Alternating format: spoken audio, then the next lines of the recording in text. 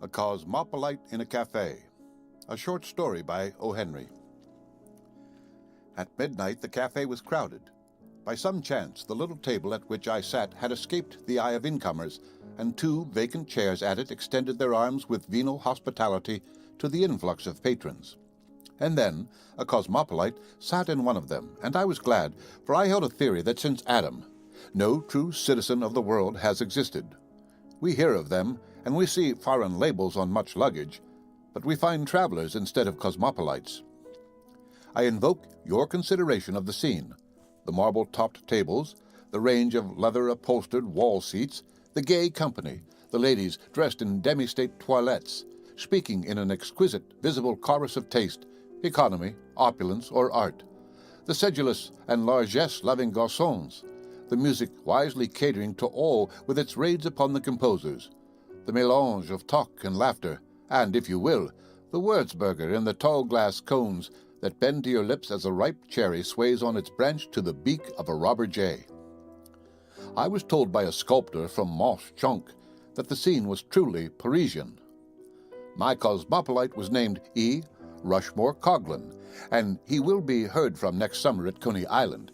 He is to establish a new attraction there, he informed me, offering kingly diversion. And then his conversation rang along parallels of latitude and longitude. He took the great round world in his hand, so to speak, familiarly, contemptuously, and it seemed no larger than the seed of a maraschino cherry in a table-d'hôte grapefruit. He spoke disrespectfully of the equator. He skipped from continent to continent. He derided the zones. He mopped up the high seas with his napkin. With a wave of his hand, he would speak of a certain bazaar in Hyderabad. Whiff! He would have you on skis in Lapland. Zip! Now you rode the breakers with the Kanakas at Kiliakahaki. Presto! He dragged you through an Arkansas post-oak swamp, let you drive for a moment on the alkali plains of his Idaho ranch, then whirled you into the society of Viennese archdukes. Anon, he would be telling you of a cold he acquired in a Chicago lake breeze and how old Escamilla cured it in Buenos Aires with a hot infusion of the chuchula weed. You would have addressed a letter to E. Rushmore Coghlan, Esquire, the Earth, Solar System, the Universe, and have mailed it, feeling confident that it would be delivered to him. I was sure that I had found at last the one true cosmopolite since Adam, and I listened to his worldwide discourse, fearful lest I should discover in it the local note of the mere globe-trotter. But his opinions never fluttered or drooped. He was as impartial to cities, countries, and continents as the winds or gravitation. And as E. Rushmore Coghlan prattled of this little planet, I thought with glee of a great, almost cosmopolite, who wrote for the whole world and dedicated himself to Bombay. In a poem, he has to say that there is pride and rivalry between the cities of the earth, and that the men that breed from them, they traffic up and down, but cling to their city's hem as a child to the mother's gown. And whenever they walk by roaring streets unknown, they remember their native city, most faithful, foolish, fond, making her mere breathed name their bond upon their bond. And my glee was roused because I had caught Mr. Kipling napping. Here I had found a man not made from dust, one who had no narrow boasts of birthplace or country, one who, if he bragged at all, would brag of his whole round globe against the Martians and the inhabitants of the moon. Expression on these subjects was precipitated from E. Rushmore Coghlan by the third corner to our table. While Coghlan was describing to me the topography along the Siberian Railway, the orchestra glided into a medley. The concluding air was Dixie, and as the exhilarating notes tumbled forth, they were almost overpowered by a great clapping of hands from almost every table. It is worth a paragraph to say that this remarkable scene can be witnessed every evening in numerous cafés in the city of New York. Tons of brew have been consumed over theories to account for it. Some have conjectured hastily that all Southerners in town hie themselves to cafés at nightfall. This applause of the rebel air in a northern city does puzzle a little, but it is not insolvable. The war with Spain, many years' generous mint and watermelon crops, a few long-shot winners at the New Orleans racetrack, and the brilliant banquets given by the Indiana and Kansas citizens who compose the North Carolina Society have made the South rather a fad in Manhattan. Your manicure will lisp softly that your left forefinger reminds her so much of a gentleman's in Richmond, Virginia. Oh, certainly, but many a lady has to work now. The war, you know. When Dixie was being played, a dark-haired young man sprang up from somewhere with a Mosby gorilla yell and waved frantically his soft-brimmed hat. Then he strayed through the smoke, dropped into the vacant chair at our table, and pulled out cigarettes. The evening was at the period when reserve is thawed. One of us mentioned 3 Wurzburgers to the waiter. The dark-haired young man acknowledged his inclusion in the order by a smile and a nod. I hastened to ask him a question because I wanted to try out a theory I had. "Would you mind telling me," I began, "whether you are from—" The fist of E. Rushmore Coghlan banged the table and I was jarred into silence. "Excuse me," said he, "but that's a question I never like to hear asked. What does it matter where a man is from? Is it fair to judge a man by his post-office address? Why, I've seen Kentuckians who hated whiskey, Virginians who weren't descended from Pocahontas, Indianans who hadn't written a novel, Mexicans who didn't wear velvet trousers with silver dollars sewed along the seams, funny Englishmen, spendthrift Yankees, cold-blooded Southerners, narrow-minded Westerners, and New Yorkers who were too busy to stop for an hour on the street to watch a one-armed grocer's clerk do up cranberries in paper bags. Let a man be a man, and don't handicap him with the label of any section." "Pardon me," I said, but my curiosity was not altogether an idle one. I know the South, and when the band plays Dixie, I like to observe.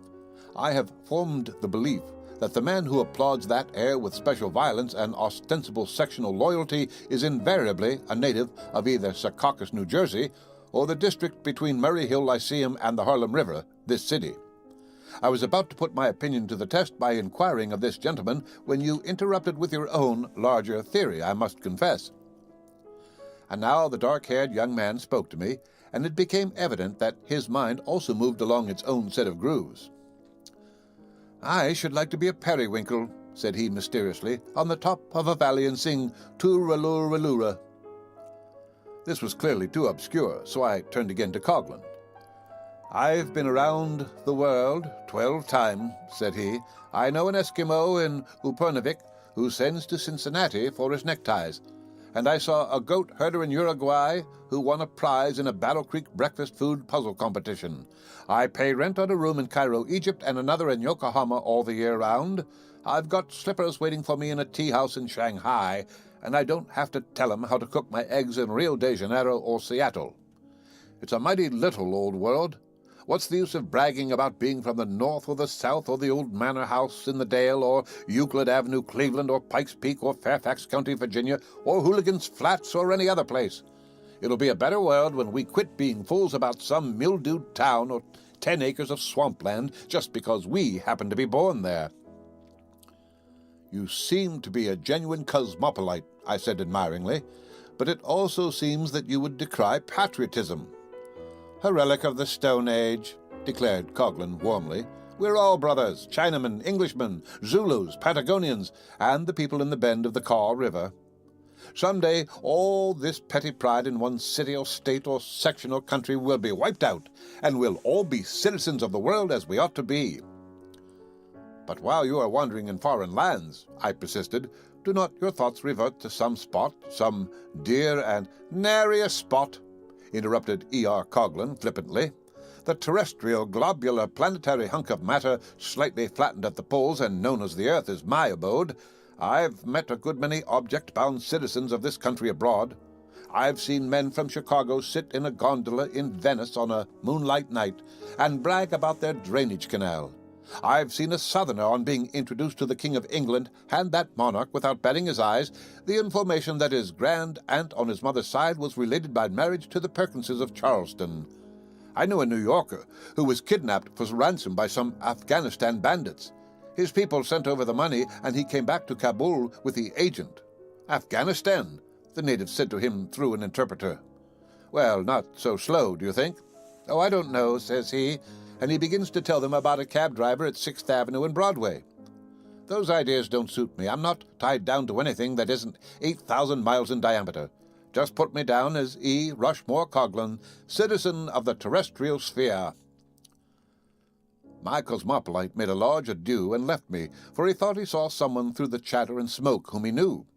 So I was left with the would-be periwinkle who was reduced to Wurzburger without further ability to voice his aspirations to perch melodious upon the summit of a valley.